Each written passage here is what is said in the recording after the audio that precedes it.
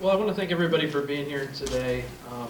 As you can see from the title of the presentation, basically I'm going to be talking about three things. One is this idea of populism as it exists in American politics today. Also, I'm going to be talking about how that relates to the rise of various left and right-wing protests. And how does this all tie into this last election? What do those things tell us moving forward? I'm working on a project right now. It probably won't be out for another year in terms of a book, but it's on modern protest and the relevance of left and right-wing protest. And basically the main argument of this project is that to the extent that poor people and disadvantaged individuals and repressed groups get represented by the political process and by the political system, it really is primarily dependent on the strength and the vigor and the action of social movements. Now, this is not like an equal thing across the board. In the sense that people might say, well, conservatives engage in social movements, so do progressives and leftists, and it's all about democracy because people are all participating and trying to be represented. I don't make that argument here. I think, I'm talking specifically at disadvantaged groups of Americans. If you look at what are referred to as right-wing protest movements or insurgencies or populism today, and that includes Tea Party through Trump. We're really talking about the reinforcement of various types of privilege. So what I'm arguing is the opposite of that. I'm arguing that social movements, rather than political institutions or political parties, are the primary means through which disadvantaged people get represented, to the extent that they get represented at all by political systems and by the political process. It happens through that. So in order to really get into this point, first I want to talk about, I'm going to cover three things. First will be the populism stuff, and then I'll get into some of these actual social movements and what was driving them. Then we'll talk a little bit about the 2018 election and what that means. So, in terms of the populism, this is a term that gets thrown around quite a bit. I'm not sure how many people have thought really carefully about what the actual definition is. Fortunately, there's been a lot of scholarship that actually looks at what populism is and tries to define it. So when I say populism, I want to be perfectly clear about what I'm talking about here. It's been referred to by intellectuals and scholars as a quote, unquote, thin ideology, which means that it can be stretched to include left-wing, progressive, democratic sort of ideas, and also right-wing movements as well. So it doesn't have an exact definition in terms of ideology, but it's, it has to do with this idea of more, there's a certain number of characteristics that have to do with defining it. One of those things is the idea of being anti-elitist. And that kind of rhetoric shows up on the American left and on the American right. What you'll notice with this definition is that a lot of these things, you can apply them very easily to the rise of Trump. You could apply it to the rise of a Bernie Sanders style candidate or a Donald Trump candidate. They're that general. The term can fit both or be taken to fitting both. So this idea of anti-elitism, meaning that you're against the, quote, establishment. What does that mean? It can mean a lot of things depending on who you're talking about. This idea of an us versus them mentality that fits into that anti-establishment thinking. And when I say us versus them, the idea of the us meaning that there's some sort of general and strong faith in the superior thinking and wisdom of the average man, or average person, we could say. That's a very common part of this populistic language and rhetoric. That we need these very emotional appeals to the alleged wisdom of the masses. There's a sort of romanticization going on of ordinary people, which I argue, it may or may not be warranted, depending specifically on what politics you're pushing, right? This nationalistic angle has always been a big part of populism as people have studied it and understood it. So you can have nationalistic appeals from a sort of leftist or right-wing approach, and that happens across many nations.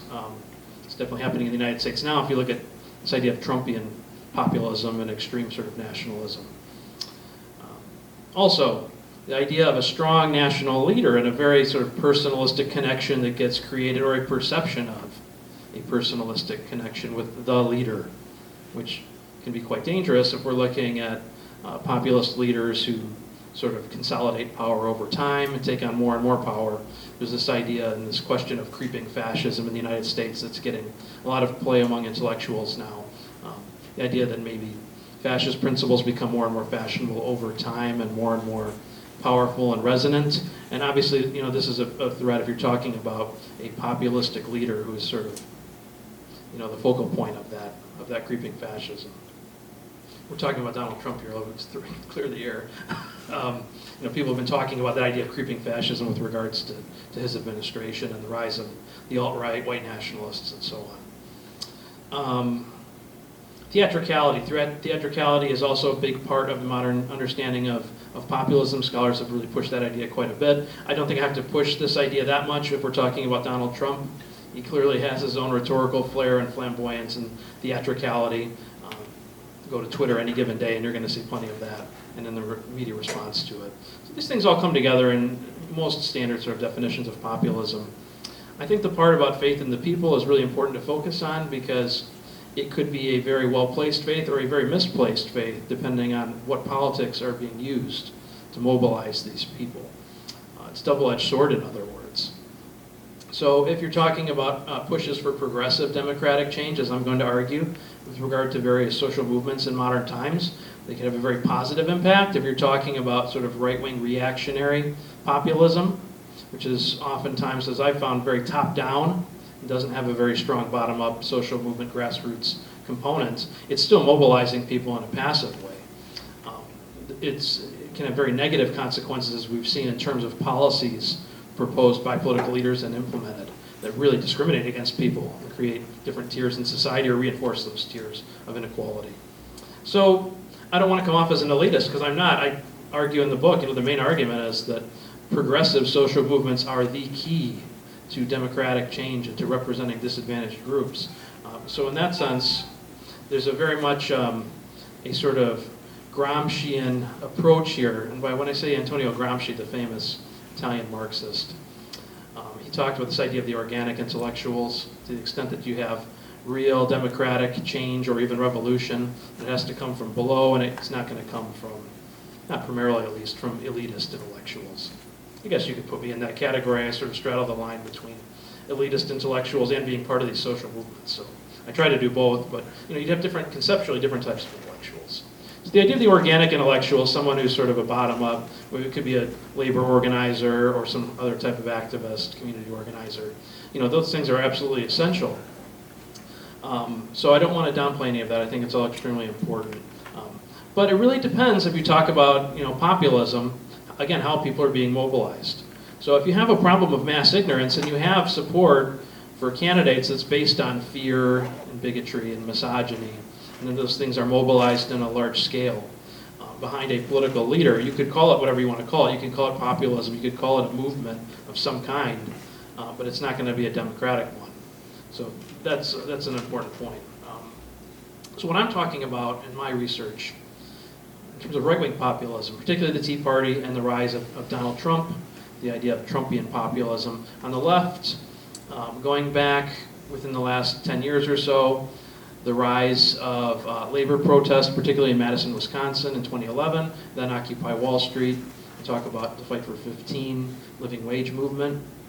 Talk about how these things culminated in the Bernie Sanders campaign in 2016, and what that has meant beyond 2016 in terms of democratic politics. I'm also talking about the anti-Trump protests that followed his election. And within that, I would probably include the Me Too movement, because a lot of that was, in a significant way, a response to Donald Trump and the rise of his unique form of populism and misogyny.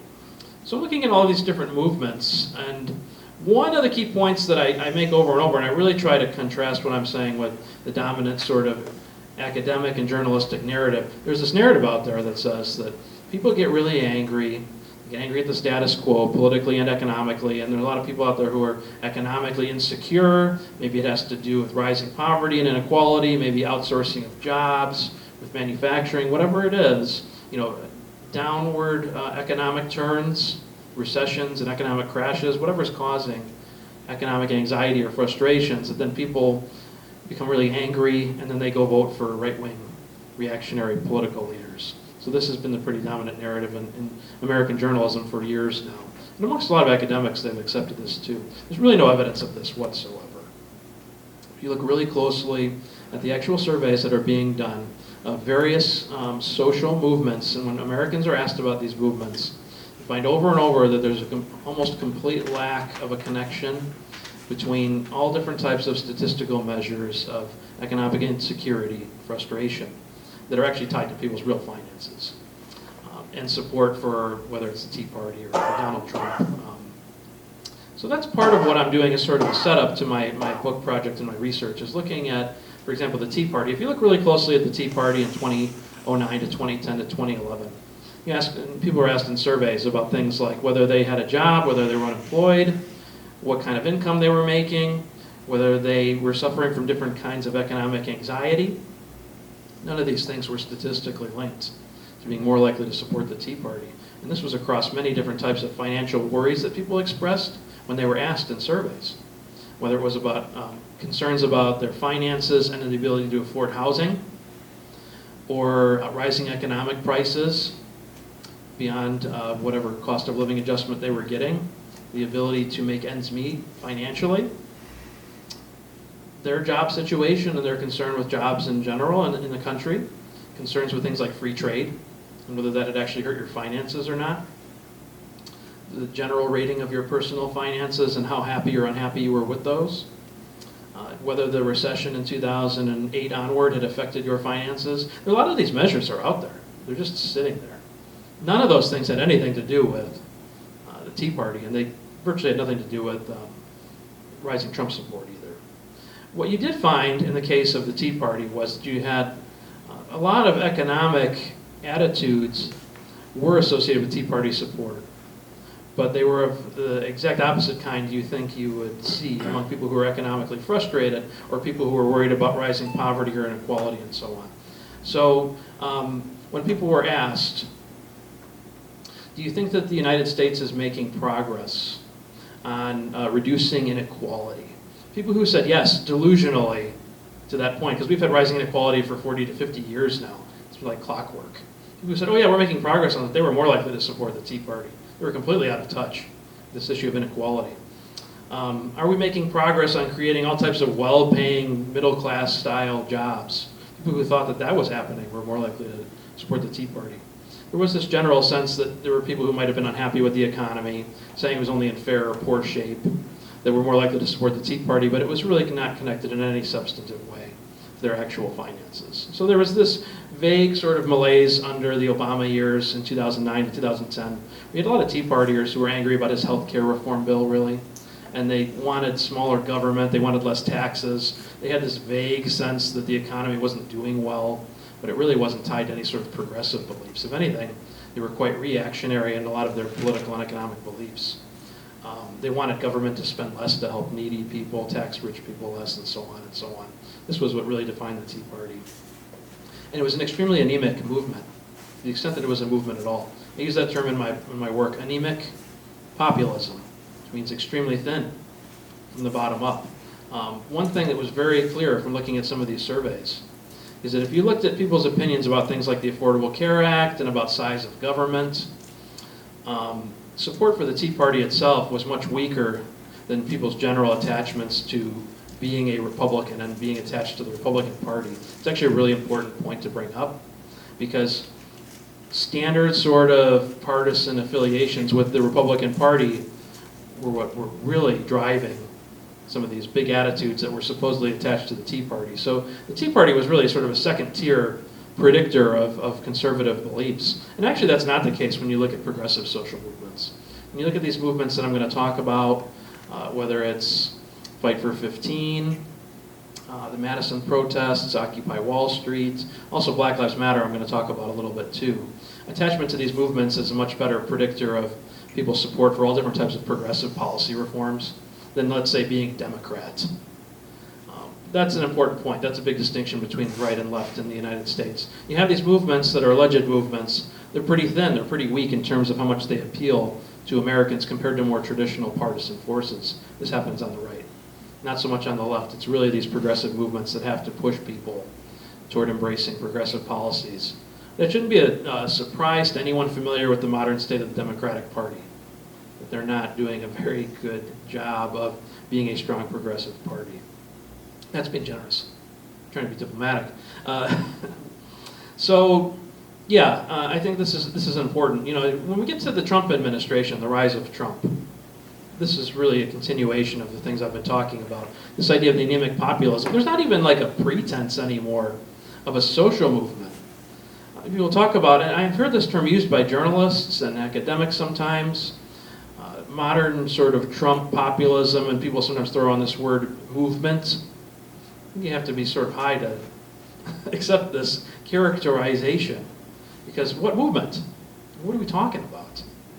Doesn't a movement, it has to have, like, you know, this idea of an organic, bottom-up, people coming together within a community, grassroots, protesting. You've got people who go to rallies. Who go to rallies centered on a candidate, this idea of a cult of personality, really. And then they vote. That's not a movement in any recognizable sense, in the way that any sort of people who study social movements would recognize. So these terms have been sort of watered down and diluted over the years. The Trumpian populism thing was almost entirely top-down. The very fact that you have to call it Trumpian populism should tell you everything you need to know about it in terms of bottom-up versus top-down. The big difference between the Tea Party and Trump, they're both cases of anemic populism in terms of people being mobilized from the top down, but there was one big shift. The Donald Trump-style populism was much more motivated by social issues than economic ones. So if you're talking about the Tea Party, you're talking about reactionary economic positions. If you're talking about Trump, you're talking about primarily social positions that were reactionary. And what I mean by that is, if you look at some of these surveys, the best predictors statistically of support for Trump, survey after survey, year after year, question after question, not a small sample here. Things like being opposed to Muslims, being suspicious of Muslim immigrants, linking that to concern with terrorism, concern with gun rights and protecting gun rights, being anti-immigration in general, framing immigration in general as harmful to the nation and its people and its resources and its identity, being pro-life, so a position on abortion, being against refugees immigrating to the United States, particularly Syrian refugees. Maybe most importantly and really interestingly, the best predictors of support for Trump were not only ideology in the sense of being a conservative, but being a Republican. That might not sound very sexy or flashy if I say, well, being a Republican was the strongest predictor of supporting Trump, but that actually sort of matters, because when you have all these people saying that you know, the Trump uprising was about resisting the status quo. This was the status quo being repeated and reinforced. This was nothing new whatsoever. This was traditional, right-wing conservatives, people who were disproportionately more likely to be white, a lot of white women and white men, but middle income to middle higher income. This is really nothing sort of as a huge deviation from the typical turnout demographic groups that come out in support of the Republican Party. So that's actually a really important point. Despite how obvious it might sound to people, there's been a tremendous amount of resources and energy devoted in media and among intellectuals to obscuring sort of these basic points, to making this seem like it's something more than it is. To the extent that you had any sort of predictors of Trump support that had to do with economics, they were again reactionary, although they were secondary to the social issues. So people who actually opposed raising the minimum wage were more likely to support Trump. People who wanted to lower taxes on people making more than $250,000 or making more than $250,000 a year. People who said that they wanted government to actively go out of its way to not help people who are poor and needy. That was a significant predictor of Trump's support. So we need to get this idea, and I'm saying more generally, you know, I think a lot of people on the left have done a good job of sort of crying foul on some of this propaganda. But in general, as a society, we've done a really bad job of understanding sort of where this right-wing populism came from. Interestingly enough, one of the best predictors of Trump's support was three things coming together. People who were white, people who were racist, and when I say racist, I mean in surveys, they would say things like, too much diversity in the United States is a really bad thing and hurts our identity and culture of people. And having to do with like immigration and just racial diversity in general. racial and ethnic diversity. So white people who were basically xenophobic and racist and really, really, really concerned about their guns. These three factors, when coming together, interacted in a way where this was like maybe the best predictor of support for Trump. Now, it's not hard to sort of think about how these things would be interacting together in terms of impacting people's beliefs. You've got a group of Americans who are overwhelmingly white. We're saying that the others are coming to get us, whether it be immigrants or Muslims or people of color, whether it be black people within cities who are disproportionately depicted as criminals or drug dealers or whatever, and we need our guns to protect ourselves from these alien, criminal, minority hordes. I mean, this really was sort of the center of what this campaign was about. In the rhetoric and in terms of how it appealed to the average American, that was the best predictor of anything you could find. It had nothing to do with class. If you looked at people and you asked them to identify as a class, whether it was lower or lower middle or whatever, all different class identities, that was not in any way a predictor of Trump support. Class and race had nothing to do with it. People who, in other words, people who said that they were white in surveys and maybe lower class, that really wasn't statistically related to Trump support either. Even though there was a big narrative about that. Oh, the white working class is coming to vote for Donald Trump and they're going to change the status quo of American politics and there's this uprising and so on. Not really. Not in surveys. We didn't see that. There was a moderate relationship between being white and saying you're a factory worker and supporting Trump. But if you took a close look at those people, being a factory worker could suggest a lot of different types of finances for individuals. So there really wasn't any evidence that white factory workers, although being a little bit more likely to support Trump, that they were making less than the average income that other people were making. That really wasn't borne out in any of the data. Income wasn't a significant predictor of Trump support. Being unemployed or employed wasn't. Wasn't the typical Tea Party member like a small business owner? I mean, if you had to overgeneralize, but working class. I think so. I think the point that Robert Hughes just brought up is that how much this was like petty bourgeois people, sort of middle income to maybe middle higher income. That really was the dominant sort of profile in both of these cases. The vast majority of people who are lower class or lower income were not voting for Donald Trump. Or in the case of the Tea Party too, they were really sort of middle to middle higher income. So not extremely elitist, but sort of solidly situated economically to generally more well off. I guess the term that you would use was relatively affluent. That would probably be a good way of describing it. So we know what these things are. I think that the real lesson here, for me at least, is just how badly a lot of intellectuals and academics and journalists have just sort of flipped this. If you look closely at these progressive movements, they were the ones that were reflecting the interests of people who were disadvantaged, whether you measured that by income or by skin color generally. We see when we look closely at these different protest movements, we could start with Madison, for example. The Madison protests in 2011, which are seemingly becoming more relevant again now with the defeat of Governor Scott Walker. It's coming sort of full circle in the last election race. What was really behind support for the Madison protest and unions in general, if you looked at surveys, poorer whites, poorer African Americans, poorer people of Latinx descent, particularly Latina, meaning Latin American women. These three groups were significantly more likely to say that they supported unions and thought that they were really necessary for protecting average people and making sure that they get treated well.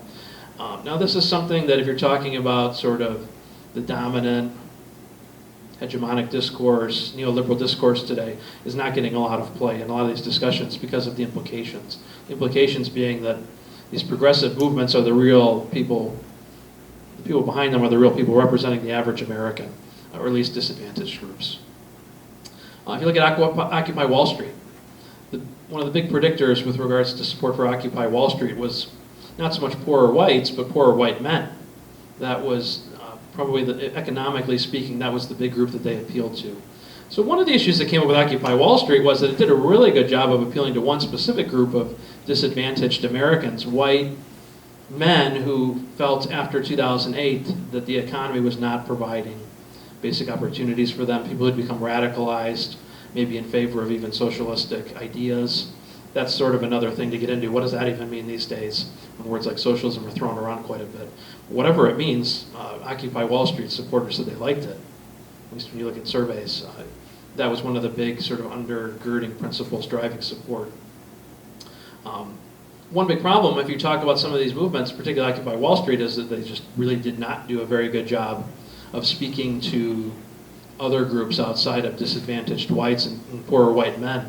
I mean, there's a lot of issues out there, right? If we're talking about disadvantaged groups, we could be talking about women who are discriminated against in the workforce due to misogyny and sexism, sexual assault, sexual harassment. We could be talking about people of color, African American, Hispanic, who are discriminated against, things like racial profiling, police brutality. There's a lot of different ways that repression is experienced by disadvantaged groups. Occupy did not do a very good job of speaking to a lot of those outside of white males who were economically insecure. If you actually look at some of the accounts of what was going on in some of these protest encampments like Zuccotti Park, it was very visible on the ground as well. You had largely white male activists who were doing a really good job of sort of dominating the discourse in these meetings and protests. But the protest really didn't do a good job with other groups. And not only did they do a bad job, if you looked at certain groups, poor black men and women, poor Hispanic men and women, they were actually actively more likely to oppose Occupy. So not only did they not cultivate support from these groups were actively critical of them. So you have these different protest movements on the left. Each one is sort of unique historically when you look at what it's speaking to. And what I'm going to try to get at here is a broader point that if you can sort of combine a lot of the individual issues that each one of these movements is speaking to and bring them into a broader coalition, then you might actually have some sort of prospect for real progressive, sustained change in the United States. We haven't really gotten to that point yet. The Fight for 15 living wage movement. One thing that they did really well, that movement, although it has only seen inconsistent success at best, if you're talking about various municipalities and states that actually have raised the minimum wage, is that it has done a good job of appealing to disadvantaged groups of Americans. So if you look at not just income in surveys, but if you look at poor whites, poor people of color across the board, they do really like this idea of a $15 an hour minimum wage. It is something that really does unite different groups of people. Interestingly enough, and I don't want to sound like a Sanders booster because I think there were a lot of problems with his campaign, but also he is the most progressive sort of mainstream candidate we've seen in recent decades. I think the real legacy of these three movements I've been talking about, whether it be Madison, Occupy, or the Fight for 15, is that those three came together in his campaign. He made it very clear when he was running for president during the Democratic primary in 2016 that he was actively drawing on these movements as inspiration. So when you talk about the people who voted for Bernie Sanders, you were talking about people who were voting for a candidate who drew directly on these movements. That's important because it suggests, and this is not a lesson that is really any different from any of the previous social movements if people have studied progressive ones, that at some point you get what's called co-optation. Gramsci was big on this idea of co-optation, that social movements and protests might eventually, elements of them get taken over by one of the major political parties, and I think that was clearly happening here. Now, it hasn't fully happened. The Democratic Party is seemingly pretty split today. You've got a neoliberal, imperialistic, status quo-oriented group, which is still the dominant group, I would say. You also have this sort of insurgent, populistic, left-leaning, Sanderist group. And increasingly, quite a few political leaders who are reflecting that position who are getting elected across the country. So I'm not here to, I would say, be a booster for the Democratic Party today, but these things are happening. So they are worth sort of recognizing and talking about. To the extent that I talk about Black Lives Matter in the book, and Me Too, I also point out that these are liberal, left, progressive movements that, one thing if you look at Black Lives Matter is that it really brought together not just people of color, but poor people of color, who in surveys were much more likely to support it. And Me Too at its core is fundamentally about women in the workplace who feel financially insecure and are worried about coming forward in the face of misogyny and sexual discrimination and harassment. So all of these movements have something in common in the sense that they're speaking to poorer and disadvantaged or financially insecure groups on one way or another. I think the real challenge moving forward is building institutions, whether it be a party-based institution, because we're not there at this point, or community-based organizations, or rebuilding American labor unions, finding a way to get these groups, which have to this point been somewhat disparate, and these somewhat separated movements. They've got different foci, really. They've got different focus for each one of these movements. Finding a way to take all of this and bring it together into an actual coalition. The big problem that came up with the Sanders campaign is that he did a very bad job of appealing to people across gender, class, and color lines. He did a very good job, if you look at surveys, of getting support from people who had lower incomes and particularly poorer whites. And part of that, you look at the reflection of his agenda. He was talking about an anti-poverty agenda, reducing inequality, rebuilding American unions, dealing with things like universal health care, universal education at the higher ed level, tax hikes on the rich to pay for these things.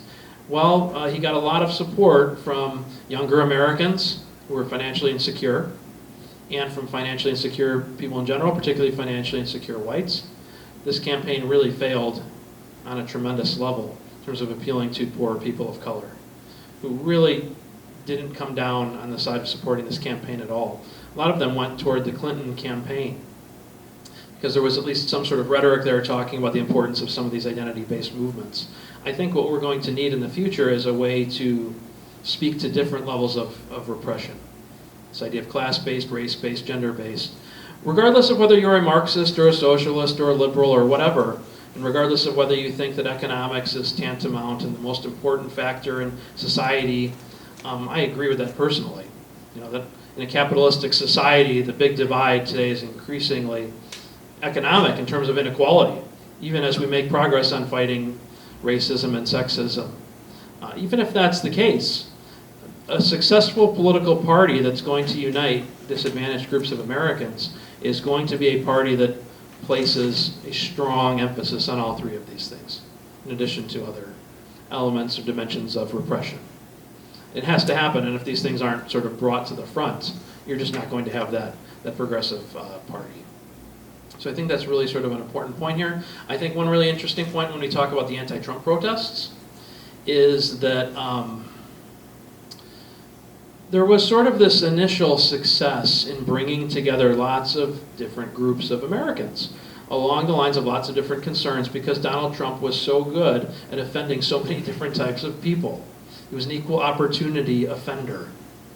He really didn't pull any punches for different groups of Americans. So you had the economic insecurity angle that came together with people protesting the attempted repeal of the Affordable Care Act. And whatever you want to say about the ACA, there were a lot of people who were poor who were going to be hurt by the repeal of Medicaid expansion and some of those subsidies that were going to people buying insurance. You have a racial angle that came together in these anti-Trump protests with Black Lives Matter protesters and that contingent clearly being visible. If you were at these protests, whether in DC or in other cities, you could see it.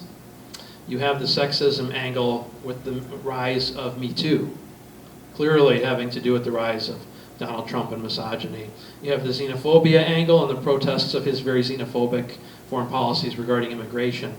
I think the problem that we've run into with the anti-Trump protest is that the reality situation, as I argue in my book, is that it's not a progressive movement.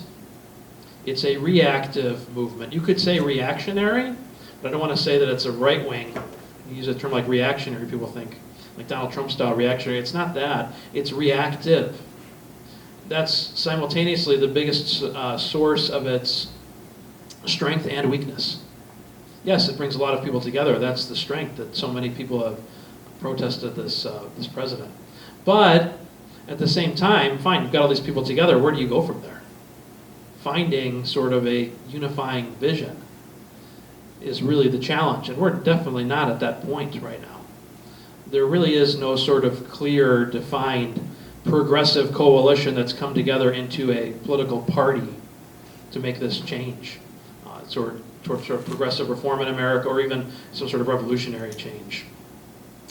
So strengths and weaknesses, having those things sort of taken into account, we do need to sort of figure this out.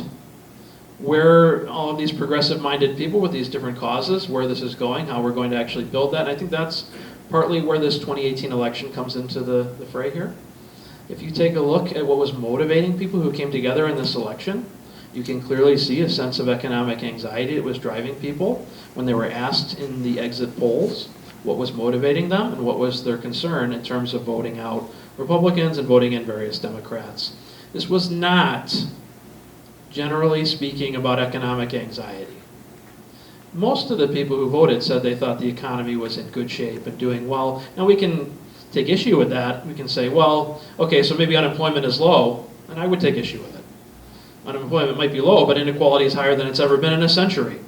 And we don't seem to be in any danger of having an overabundance of sort of middle-class sustaining jobs in the United States with the rise of outsourcing and with the neoliberal sort of political turn.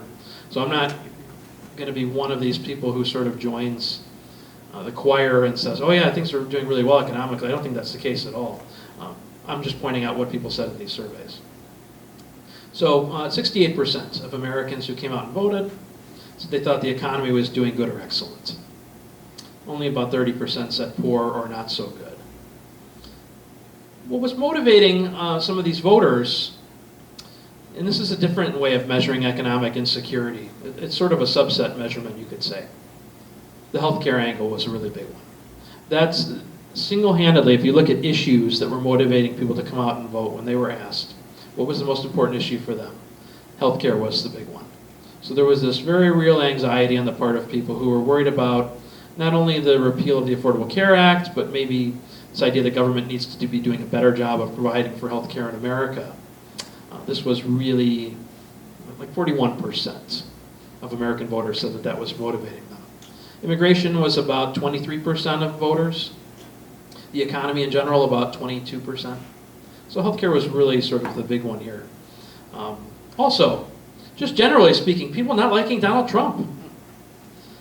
If you looked at the actual voters who turned out, by about a 10 percentage point margin, they cut strongly against Trump rather than in favor.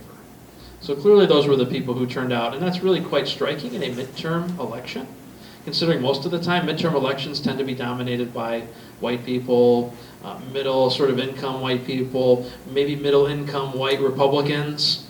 These are the traditional profiles that oftentimes you see in midterm elections, except when people are really pissed. We're talking about 2006 and the Iraq War, where it swung in the other direction against Republicans in that midterm, or in this case in 2018. If you take a close look at the change from 2016 to 2018, and this is really quite interesting, in terms of various subgroups of Americans who were more likely to come out and vote.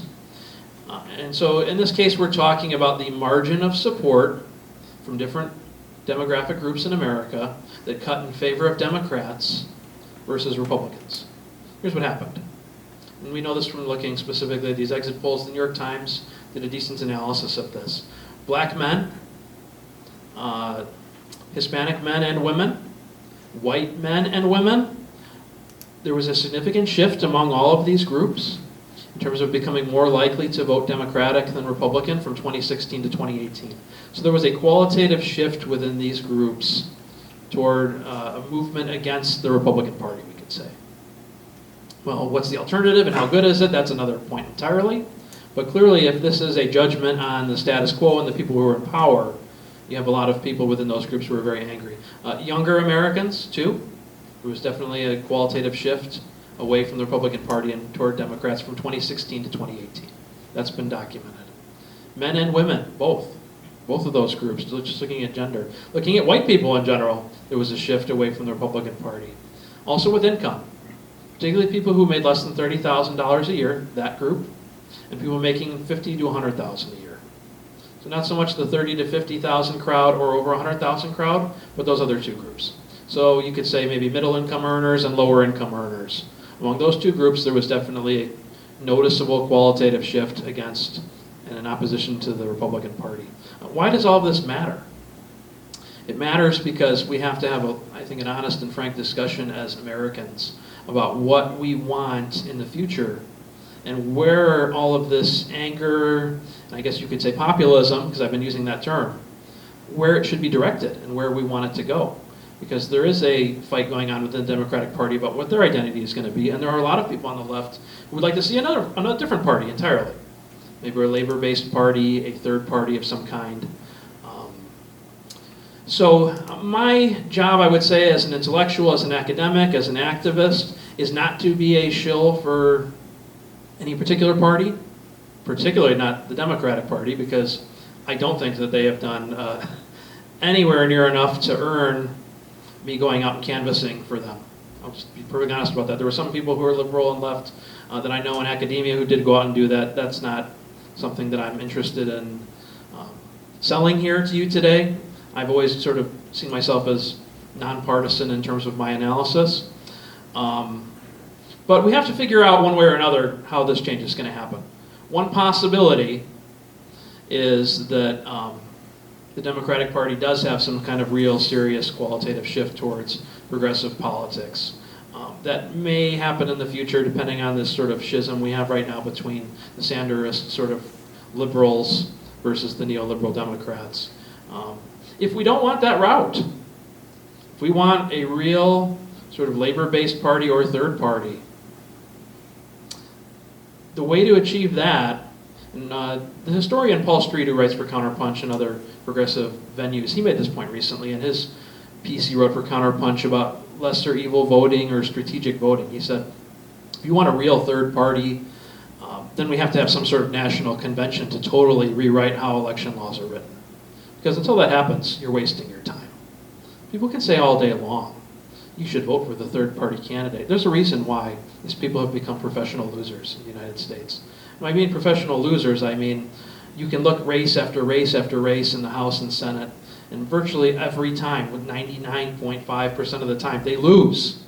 That's professional losing. This system has to be changed if you want to have a real third party. And until that happens, forget it. Forget about this idea that you as an individual are going to advocate for people to just spontaneously turn out and vote third party, because it's just not going to happen. You need to have a convention where people, there is a constitutional change that bans money in politics for these two major parties which have infinite amounts of money and bottomless pockets to buy up all the exposure in the ads. You need to have debates for presidential elections that actually have third-party candidates who are invited, and that's guaranteed to them. Because otherwise, if you have the two major parties doing this, these candidates just aren't going to get any exposure, not any serious exposure. If they're not in the debates, you have to have some sort of public mechanism through which corporate media are required as part of their broadcasting licenses to give equal time to these candidates, whether it's third party or major party. And until that happens, these people are not going to get exposure if they don't have the money to buy the ads. You need to have ballot access laws that are rewritten state after state after state, granting automatic access to third-party candidates in addition to major party candidates.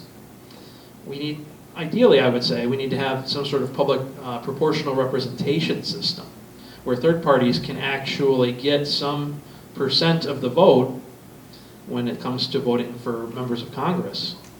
And that percentage of the vote can actually translate into a percentage of seats, rather than having a winner-take-all system where you get everything in terms of a majority of votes or a plurality, or you don't, and you either get all of the representation with single-member districts or you get nothing. So I'm not against the third-party approach. I think it's a great approach, but we should really stop kidding ourselves. And unless those changes happen, it's just not a viable option. So I think there needs to be this discussion. I'm not interested in answering one way or another definitively which one of those two things needs to happen. I think the progressives need to talk about this and we need to work through it, whether it be a major sort of party coup or insurgency or whether it be a third party one. Either way, there have to be sort of major changes. One way or another, it has to happen. There needs to be a progressive party, and that party needs to explicitly focus on the needs and interests of all different types of groups of disadvantaged Americans across race, class, gender lines, sexual identity, environmental concerns, All of these things need to be brought together because it's the only way you're going to get any sort of critical mass to build that progressive party. It's really easy on the left today, I've noticed with a lot of people, I get people writing to me, commenting, Facebook, social media, through email, being against things, right? We can complain all day long, what's wrong with the Democratic Party, what's wrong with the electoral system, what's wrong with the American economy, but at some point we need to build something positive. So I think that these discussions need to happen. I'm going to leave it there because I think I've sort of summarized the three main points I wanted to get through between populism, social movements, and this election. I think these are very exciting times as an American in terms of the potential for some sort of change, but it has to be mobilized in a productive, sort of positive way where people are brought together into a large coalition. I don't think we get to that point by people constantly railing on different types of left movements as promoting identity politics. Everything's an identity, whether it's class, race, gender, sexual orientation, or whatever. The key is bringing together disadvantaged groups across these identities and building a real progressive coalition, and we haven't done a very good job of that as progressives or leftists to this point. We need to do a better job. Thank you.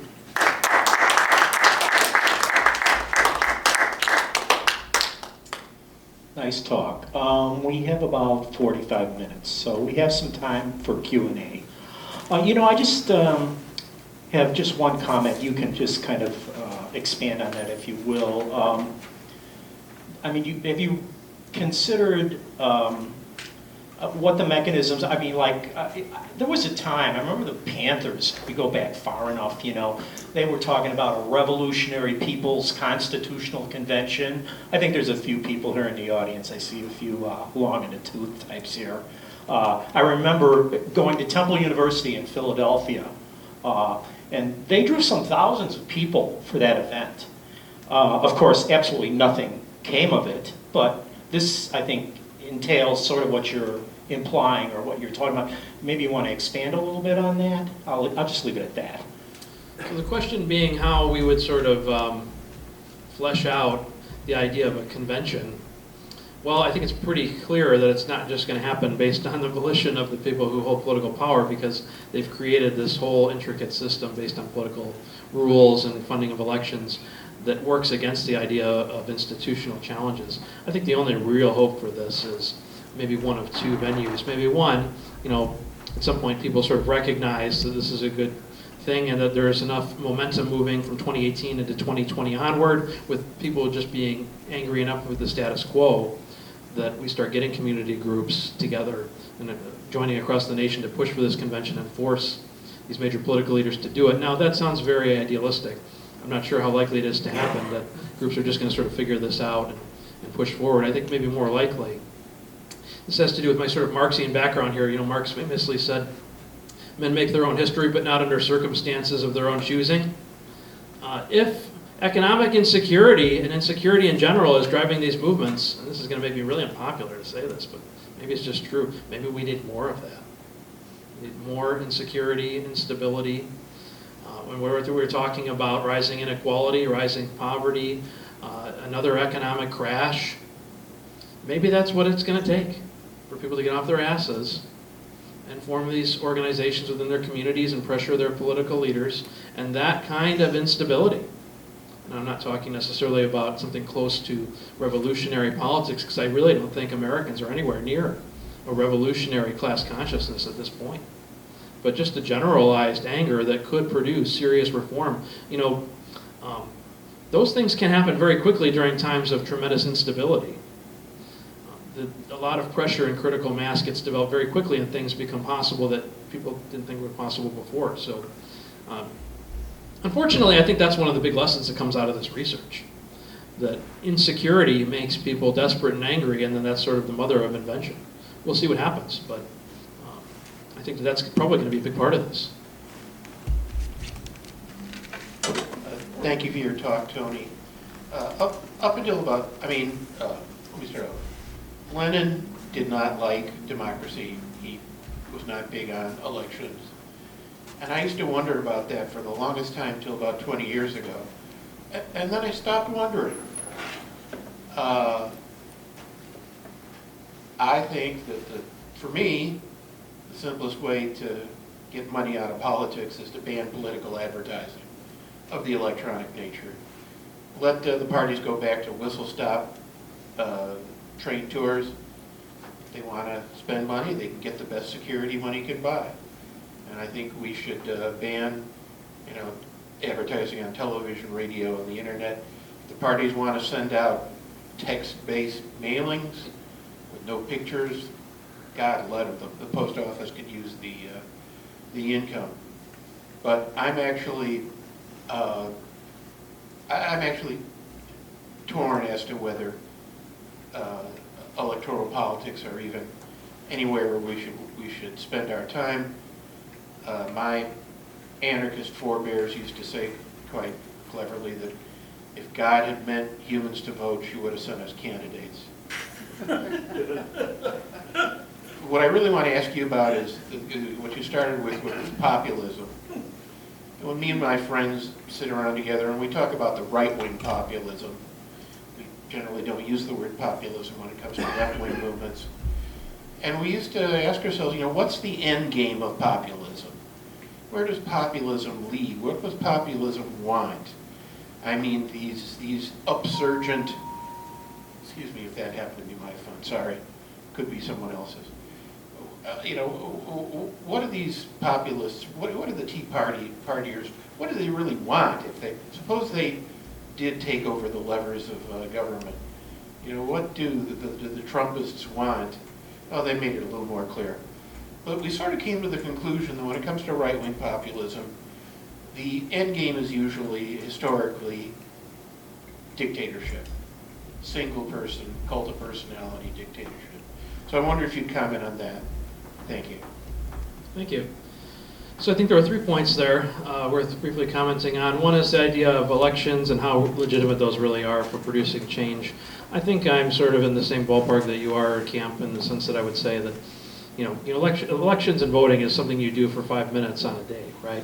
I don't think that that's the primary venue through which progressive change happens. I think that's sort of an afterthought, that when you have a critical mass of people whose values have been transformed by activism and social movements, then maybe there's some sort of impetus for elections to maybe reflect some sort of policy changes, at least in the sense that at some point there have to be changes, right? Institutionally. And at some point people have to be elected to do that. But generally speaking, there's a reason why I said I don't spend my time canvassing for Democrats, because that's not my primary interest. My primary interest has been, in the last couple of years, being part of community organizations who are pushing for progressive changes and doing outreach within communities and protest and organizing. So I think that's really where we should be focusing our time primarily, and if we're doing those things properly, these other things should eventually sort of come around and fall into place. So this idea of extra institutional venues like protest and social movements versus institutional ones, that's really the point of the whole book. That these extra institutional venues like protest and movements are the primary way in which change is going to happen, not the elections. So we spend an awful lot of time arguing about elections, not a lot of time doing things. We've got professional leftists who are great pontificators and intellectuals, but then you got to get off your ass too. That's the problem. Which book? It's called Rebellion in America, so it'll be out within the next year. And anyone who is interested in it, I can send you a PDF. You can see it well before a year from now. You can see it tomorrow if you want. Final point, you brought up about right-wing populism. What's the end game? What do they want? Well, there's a reason why I brought up the whole point about creeping fascism. I mean, I think you're talking about half of the Republican Party today actively saying, shut down 2020 if Trump says it's necessary to combat voter fraud. And the media are the enemy of the people. Shut them down. There's an interesting poll that recently just came out, and they said, half of Republicans said it's fake news if it's accurate news, but also critical of Trump. So now truth is the enemy. Accurate news that criticizes Trump is fake. So this is sort of Orwellian propaganda, up is down, black is white kind of fictions and manipulation. That is a hallmark of fascistic policies and authoritarian cult of personality politics. Reaching back to, you can talk about Mussolini-style fascism. I mean, there's very much at the forefront of this fascistic program, the idea that you look to the leader and the leader determines reality and what it is, and they interpret it for everyone else, the masses. So, I mean, obviously it's a legitimate concern. I mean, we're dangerously reaching into that territory when you have this level of a population willing to embrace those kinds of authoritarian beliefs. So I think that that's a good point. Thanks for your talk. Is this on? Yes. Thanks for your talk. I thought you made a lot of really good points, and I look forward to reading your book when it comes out. I wanted to ask you about one point you made. I mean, I thought you did an excellent job of debunking a lot of the myths about Trumpism being primarily a class-based phenomenon. The data do not bear that out at all, and you were very forceful on that point. I don't know if you know the new book co-authored by the political scientist John Sides and his colleagues. I think the book is titled Identity Crisis, and the data that they compile in this book very much reinforces what you demonstrated, which is that the Trump phenomenon is very it cuts across class lines, and the through line is not class, but rather racial and quote-unquote cultural anxieties about basically demographics in America, changing demographics, i.e. racism. So I really appreciated your debunking of that myth, which is, that myth itself is actually, you find it both on the right and on the left and in the mainstream media. So that was very good. The journalist Mehdi Hassan at The Intercept has also been excellent about debunking that myth. I don't know if you heard the debate he recently moderated between John Sides and Brianna Joy Gray, I believe her name is, on this exact point. It was excellent. But in any case, one thing you said is that there's basically nothing new in the Trump phenomenon. It's good old-fashioned right-wing politics. I just want to drill down a little bit on that and point out that I think that was true in the general election of 2016, by the time Trump got the nomination. But in the primaries, I think there was a distinction between the positions Trump was advancing and the more corporate, the more mainstream Republican establishment candidates like Jeb Bush, Marco Rubio, John Kasich. Trump was actually advancing, under the influence of Steve Bannon, a much more economic nationalist, anti-free trade, pro-protectionist, nativist kind of politics that explicitly, that was highly racially coded, and that did freak out the Republican establishment, which it's now hard to remember this because they've all fallen in line behind Trump, but they were very freaked out about Trump and did not want him to get the nomination. And during those primaries, he really did distinguish himself. It was not just good old-fashioned right-wing Republican Party politics. It was something different. It was Bannonism. It was nativism. It was economic nationalism. It was populism.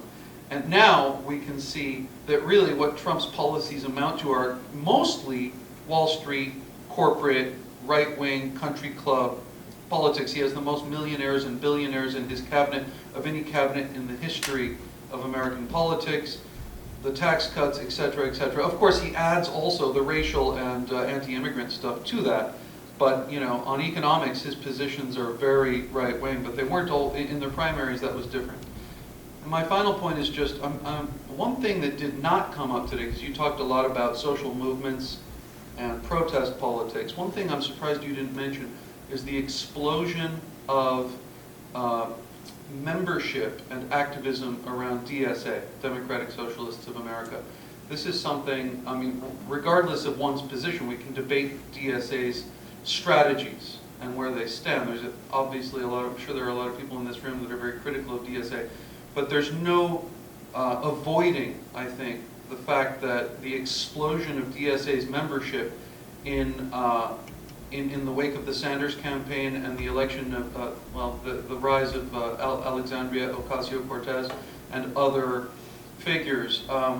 This has really been, it's kind of extraordinary for those of us who were around when DSA was a tiny little organization. It is now a mass membership organization and is making inroads. There are now candidates running in, I think, over 80 races around the country under the umbrella of DSA, and local chapters of DSA are very, very active. So I just wondered if you had any thoughts on that. Thanks for all the points. So the first point about John Sides, the book Identity Crisis, one nice thing is that there's this lingering commitment among academics to evidence.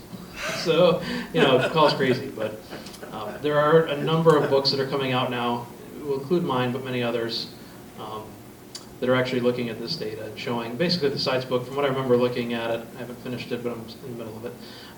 If you look at like 2012 to 2016, there really wasn't any evidence that there was some sort of growing economic frustration that was informing Republican voting, that it was these other identity-based issues having to do with race and immigration and so on.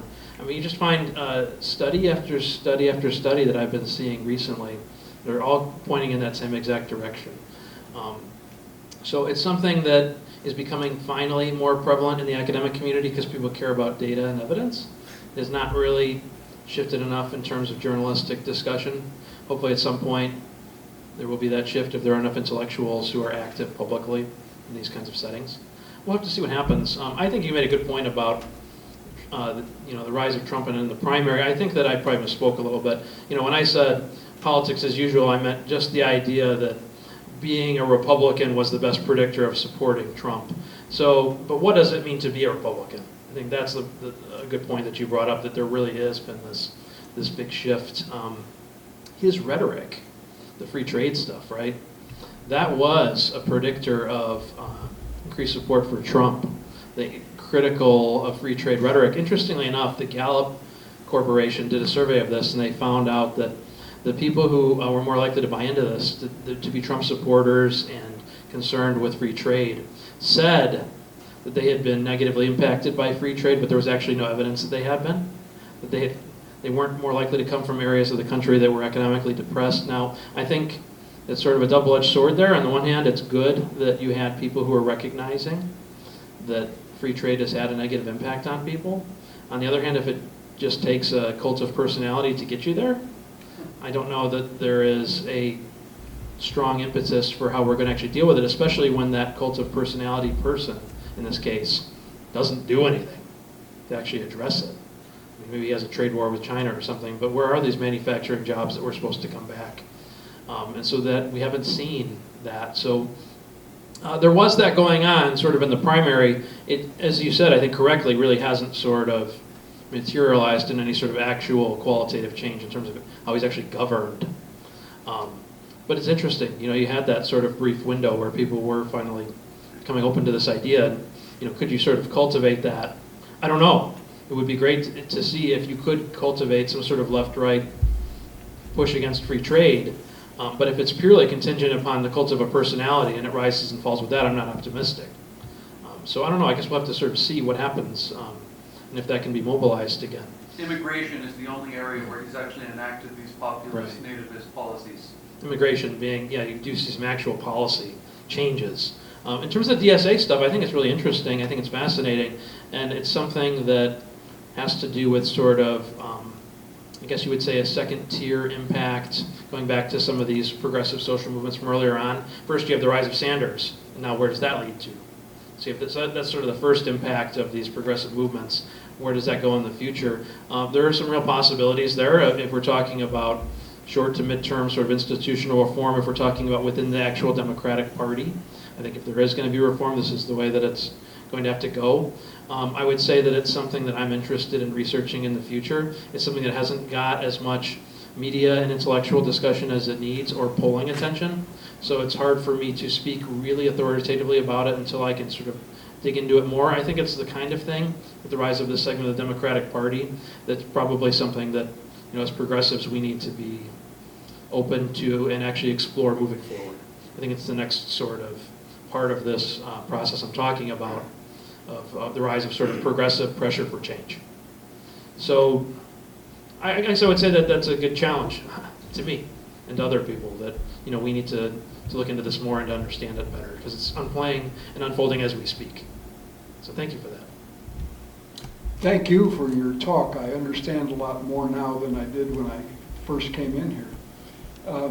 Marx had an answer to your suggestion of whether it would be better to have a miserable working class or underclass. And he said at the time, he was very much criticized for it. He said, we cannot make our brothers and sisters more miserable than they are now, because it would not be human to do that. But the question I have is the class, the economic class below, say, $30,000 a year in income at the present time, we don't want to denigrate them, categorize them as inferior, and yet it would seem that that's what the TV ads try to do, all for the middle class. But of course, everyone thinks they are the middle class. And I think we have to be able to make them understand that they're not the middle class. 70, this is a great point. So, 70%, I think, of people who make less than $10,000 a year in their household say they're not lower class. So this idea of making people think that they're not middle class. You have an issue in America where people at the bottom end of the economic spectrum radically overestimate their status, and people at the top radically underestimate it. It's like a majority of millionaires say they're middle class. People know this? A majority of millionaires say they're not upper class. Nobody. The richest country in the history of humanity, and the most inequality. In humanity. Yeah, in humanity. Nobody's upper class and nobody's lower class. George W. Bush said he was upper middle class. Everybody's middle class. 90% of Americans say they're middle class. Like 1% say they're upper class. I think that my research helps to try and add some sort of sobering element to this discussion of economic insecurity. And if we're talking about people making less than $30,000 a year, I mean, the lesson here is that these people have, I think, correctly interpreted what their interests are financially and economically and what they want, rather than this very sort of contemptuous narrative that for a long time had defined academia and journalism, where, well, maybe, these unfortunate and less advantaged, disadvantaged groups are, maybe they're racist and xenophobic and misogynistic, but it's okay because they don't know any better because they're economically angry. And that whole narrative, I really tried to demolish here. When you're talking about people who are relatively privileged in terms of a white demographic, white male, white Republican, more middle to upper class, middle to upper income, as driving a lot of that prejudice. So, there have been academics like, I guess one of the best examples would be Arlie Hochschild, who wrote the book Strangers Among Us, where it's like the Berkeley liberal professor goes and slums it with Southwestern Louisiana Tea Partiers who are down on their luck, and damn it if they're all just ignorant, but they're very sincere, and I made friends with these people, and we have to understand their frustrations. And that whole narrative was very anecdotal. It turns out, if you look at the actual survey data, not accurate either. I mean, yeah, if you go to a rural part of a red state that's deeply conservative, you can find people who are poor and Republican. But that's not necessarily reflective of, across an entire nation, what's going on with people making less than $30,000 a year, as you mentioned. So, I think these are all important points that I'm trying to hit on here and add some more sanity to the discussion, at least. Thank you for your talk. I guess 3 points maybe you could comment on. It still remains to be the public's airwaves that absorb the massive amounts of money that are going into these elections.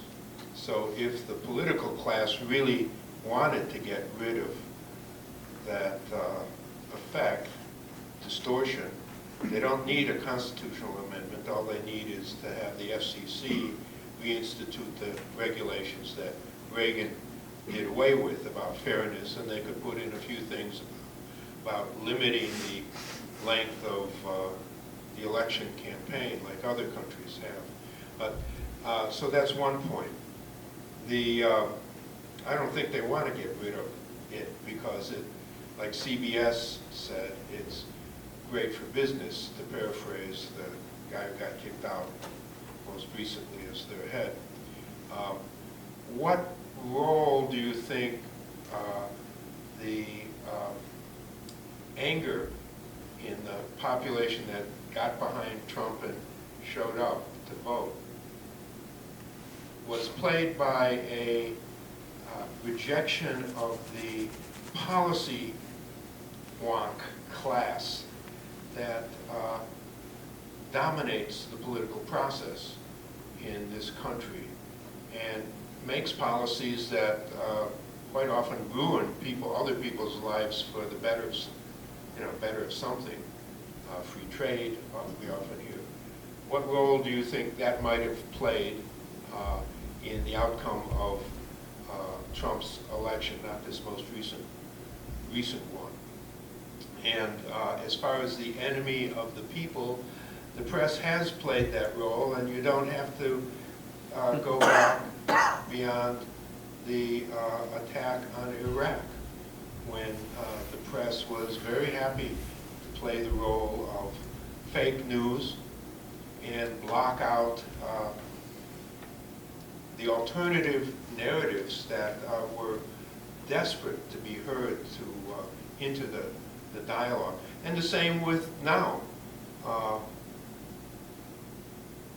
The press has played a very distorting role in the issue of Russia, in the issue of the wars that the U.S. is enabling and conducting directly, in protecting the capitalist class. I mean, they kind of disappear behind the scenes, in protecting the chemical industry and its ability to poison us at great profit for the investing class that buys the high-tech medications and whatever else they produce from universities in the interest of business these days. So thank you. Thanks. So there are 3 points here. I'll try to briefly go through each one of these things. I think the first point about, we can have reform without a constitutional convention with the FCC, particularly reforming access to the airwaves. I think that's true, but I would also add that the problem that you run into in terms of public access to the airwaves is you still have the issue of infinite money in elections. So I think that's where the constitutional convention needs to come in. And these things should all be rolled into a convention if you're going to be talking about them anyways. Unless you find a way to repeal and overturn the Supreme Court's money equals free speech formula, you're always going to have this radical inequality within these elections in terms of exposure. So I think there are, those kind of things that the FCC, for example, could be doing in the short term, but without the sort of comprehensive change in the fundamental challenge to the way that the right-wingers on the court are looking at these issues, we're not going to get to where we need to be. In terms of the Trump anger, I think it's very clear that there's a lot of anger with this idea of the political establishment, which is corrupt, and that this was motivating voting. I think the problem that comes in is that it's so entirely one-sided. The idea is, yes, they're corrupt, yes, they're bad, and yes, they hurt us, and it's all those damn Democrats. So just go and vote Republican and everything will be taken care of. If that's the interpretation, which it has been, then we're going to be worse off. Because you've got the death of 1,000 cuts with the Democratic Party in terms of the policies they have pursued that hurt people, and then you've got the Bruce Rauner hatchet to the skull approach, which is 10 times more extreme. They're both terrible, but if that's your solution, good luck. So we need to get beyond that sort of extremely limited parochial thinking in terms of, it's just the Democrats, okay. Not going to get very far with that. The enemy of the people language, I've been very careful myself to avoid using, although I totally hear what you're saying and agree that, fake news.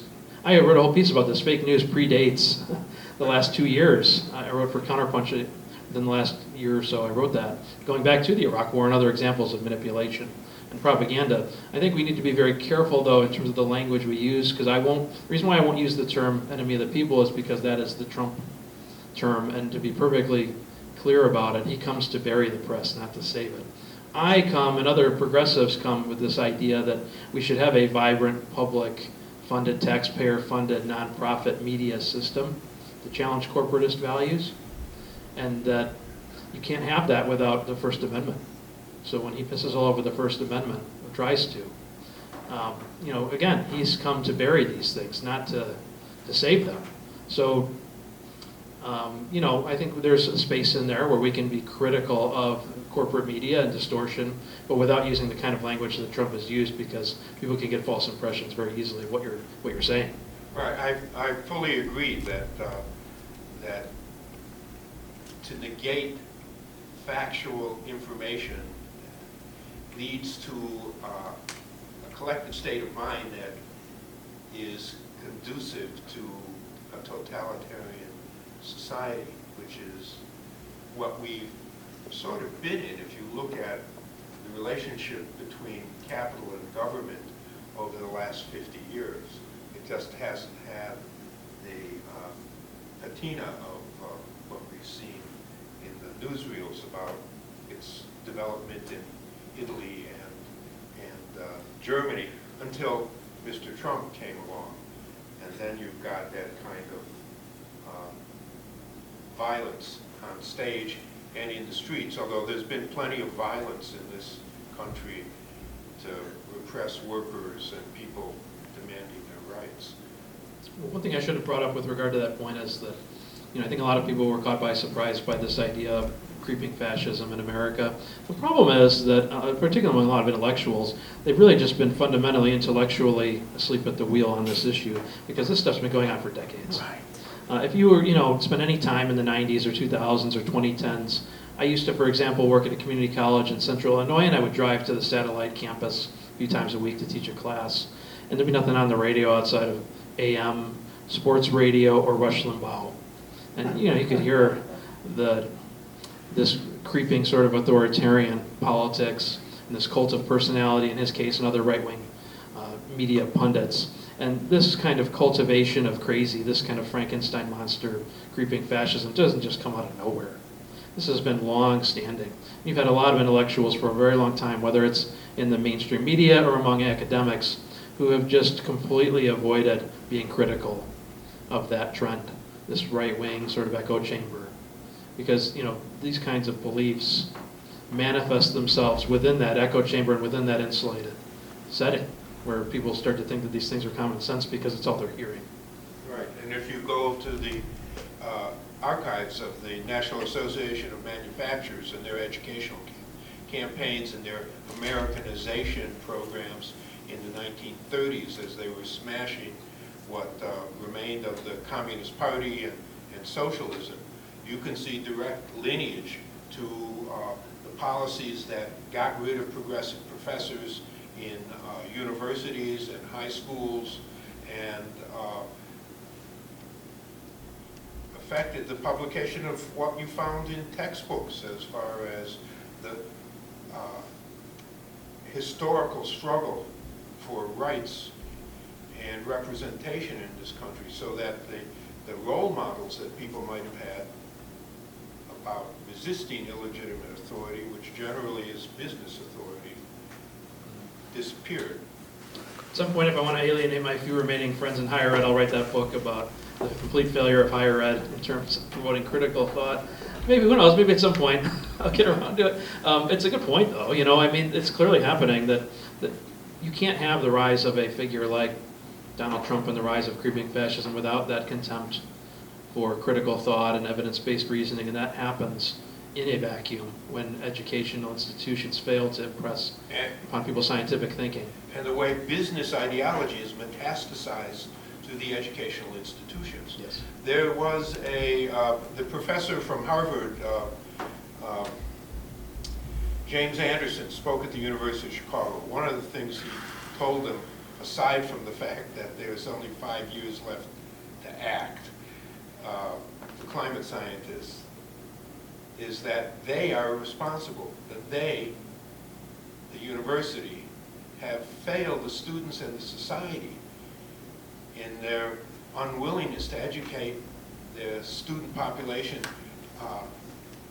to deal with the contemporary realities we're facing, which are existential, is what he told them. And if you go to their website, you won't know that he said that when he gave the Benton Prize lecture. And only one article appeared in Forbes online, and then disappeared. I mean, it's still there if you know to look for it, but no follow-ups, no eddies about we should do something. This guy is serious.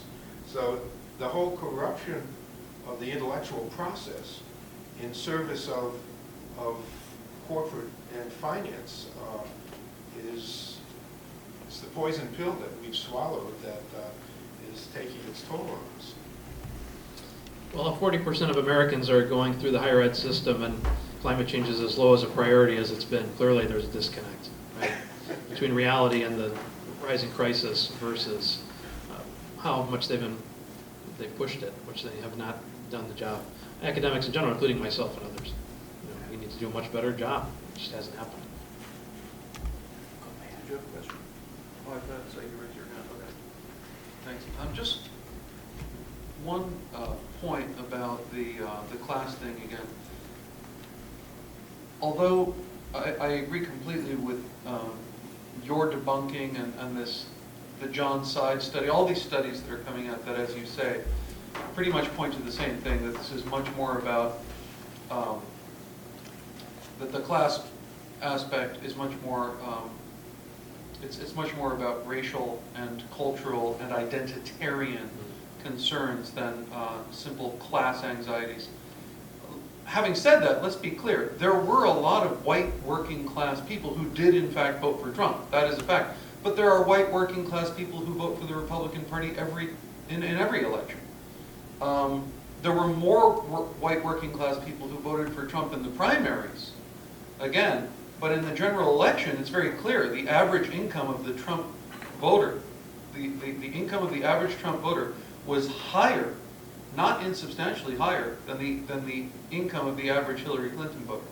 So the idea that it's all about class is a myth. But there are a lot of white working class people who did vote for Trump, and it is important. A lot of people on the left, and particularly in, there's a lot of discussion about needing to bring those white working class voters somehow to the left. I mean, there was a competition in some sense between the Sanders campaign and the Trump campaign for those voters. We will never know now, right? A lot of Sanders supporters say, well, Sanders would have won the general election because he would have appealed to those white working class voters who voted for Trump in the general election because their only alternative was Hillary Clinton, who was a corporate neoliberal. And so, of course, they went with Trump because of his sort of populist, economic nationalist rhetoric. We will never know, unfortunately, because Sanders did not get the nomination, whether he would have, in fact, appealed to those white working class voters and won the election, but that is actually a discussion to be had. That was just kind of an afterthought to that whole point.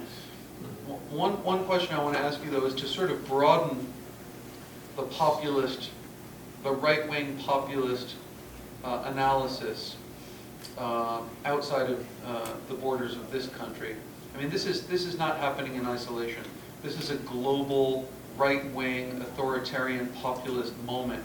If you look at what's happening in Egypt today under Sisi, India under Modi, the Philippines under Duterte, Viktor Orban in Hungary, right-wing populist parties all over Eastern Europe. Now you have the election of Bolsonaro in Brazil, who is a really special piece of work. And these people see, I mean, the list goes much longer than that. There are different ways to construct that list. But this is a great moment globally to be a right-wing authoritarian populist demagogue. They are on the rise. That is clearly not, these things are not happening in isolation. And they see these affinities in one another.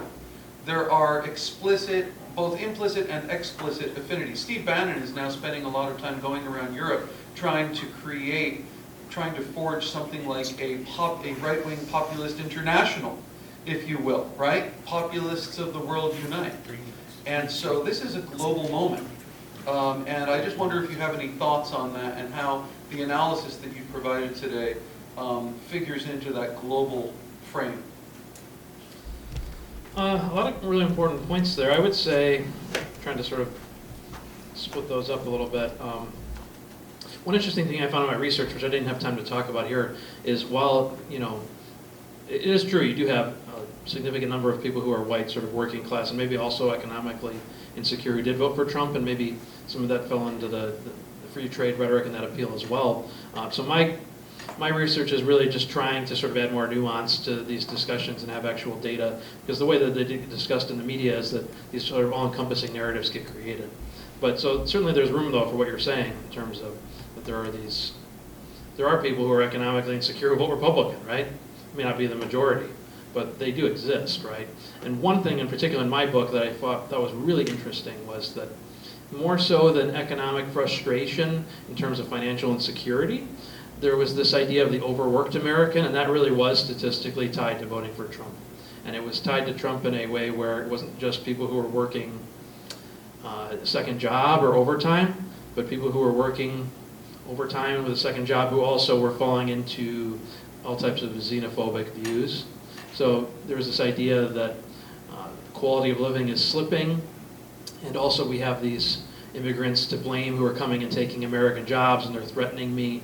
So there was this weird sort of fusion between occupational anxiety and xenophobia. John Sides calls that racialized economics, where he talks about how people with who feel a sort of precarious economic situation, they racialize the explanation for that and turn it toward, they scapegoat immigrants and blacks. Mm-hmm. So I feel like in the book, I didn't get to do justice to it here. I'm trying to sort of do justice to some of that stuff. I think I see from the statistics that like 1 in 10 Sanders voters went for Trump. So there's definitely some of that cross-pollination going on too. And that would suggest that there are opportunities for, trying to peel off people who might be frustrated and have voted for Trump, who might be able to cultivate them. I think the challenge is getting past the xenophobic, racist, misogynistic stuff. And combating that and finding a way to address the legitimate economic grievance that's there. In terms of the global right-wing populism, that's something that this book didn't spend a lot of time on. I think it sort of cuts both ways. In one sense, there's this recognition along with these political leaders that they have a common interest. On the other hand, Trump's populism is premised explicitly on sort of rabid, xenophobic hatred of foreign peoples.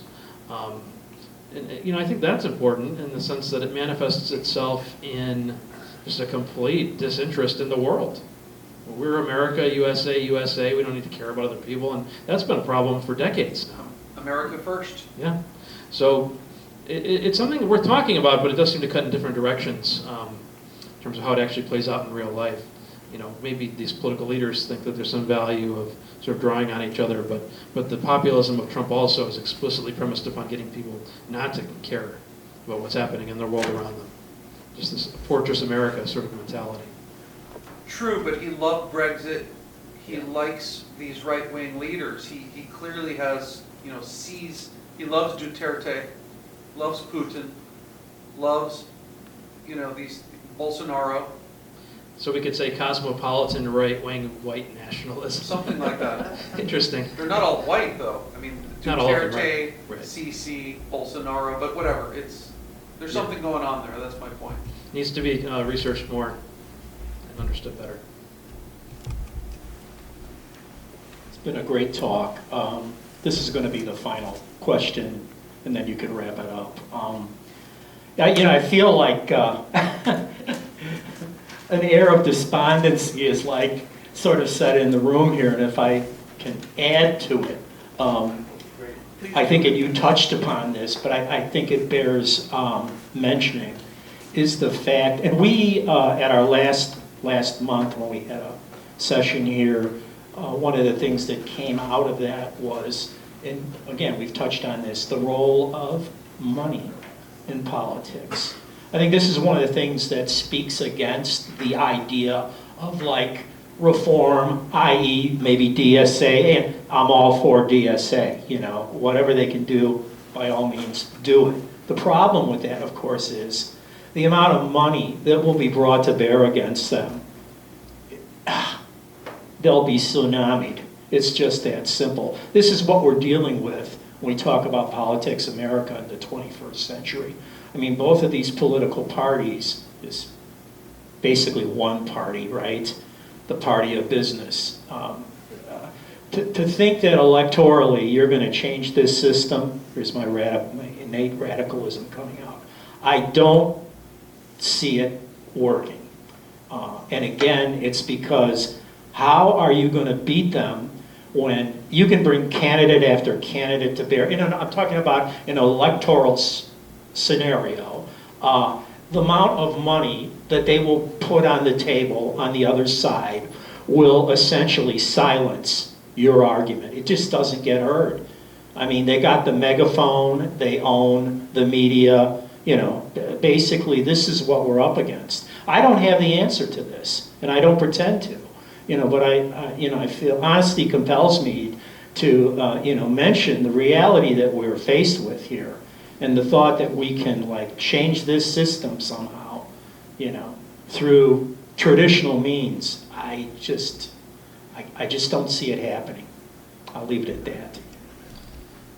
I've tried to be as agnostic as I could in terms of saying that people should definitely support, you know, democratic insurgents versus third party. I guess that's part of me where I'm trying to be as inclusive as I can for different progressives, and also recognize that I don't have the crystal ball, so I'm inclined to be very sympathetic to what you're saying, but I also recognize that I don't have that crystal ball, so who knows for sure. But I think it's a healthy skepticism to say that, you know, unless you deal with the money issue, that it's sort of predetermined. If you can buy outcomes, which is why I was talking about this idea of some sort of convention. You know, maybe there is not a institutional mechanism for changing all of this. It's very possible, and you have to talk about societal collapse, revolutionary change. That's certainly very possible.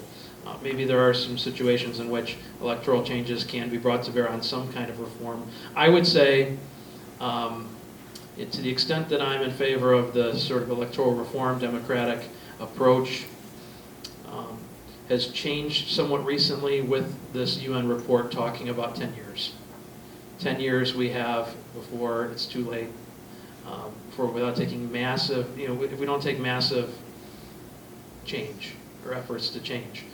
So I don't see a third party or revolution coming. You mean on climate change? Yes. Yeah. I don't see that coming in the next 5 to 10 years. So if we don't have, at least at the very least on that issue, some sort of institutional effort to change, and the only way that's going to happen is getting rid of Donald Trump and having some sort of democratic alternative. That to me seems like something that, at the very least, means we have to take the institutional route somewhat seriously. I mean, if we don't, it has to be done institutionally, and there's only one party at this point that has the wherewithal to even try to do that. So if that makes me somewhat of an institutionalist in the short term, then I'm also guilty of that. When I see 10 years, something has to be happening, and someone has to do it. So, you know, long-term building, mid-term building, short-term, that's a short-term thing. 10 years. Okay, thank you very much. Thanks for coming.